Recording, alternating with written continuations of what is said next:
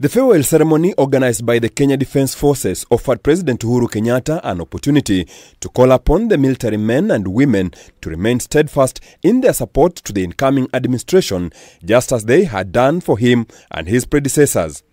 His call demonstrating his intentions to ensure that Tuesday's handover of power to President-elect William Ruto goes on as stipulated by the Constitution. I ask that you remain steadfast and support the incoming administration, just like you have supported my administration and that of my predecessors. He applauded the Kenya Defence Forces for their role in ensuring peace and stability in the country that has enhanced a thriving environment for development in various sectors. Investing in the capabilities of the security agenda and agencies was critical to my agenda. The modernized capabilities and the infrastructure, setting up at strategic locations around the country, ensured the security forces effectively undertook their constitutional mandate. In his 2 terms, President Kenyatta largely engaged the military in his development agenda that saw several landmark infrastructure developments completed. We cannot underscore the incredible role that you have had in rehabilitating key infrastructure across the country that had been once upon a time left dilapidated.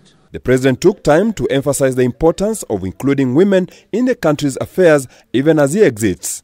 And indeed, in the last 10 years, my administration adopted initiatives that saw Kenya spring on the course of realizing gender equality.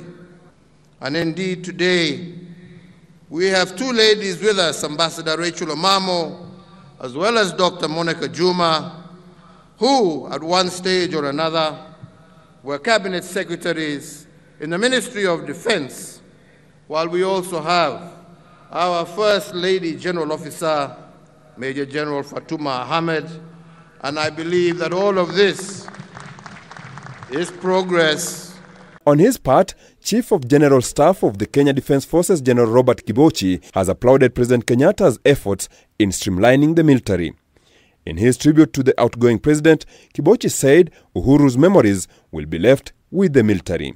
It is true that as you retire, we'll be left with fond memories of Your Excellency's trust and confidence in this institution of the Kenya Defence Forces. Your Excellency, you must be proud as you relinquish command on Tuesday that you have left behind one of the finest military institutions in this continent.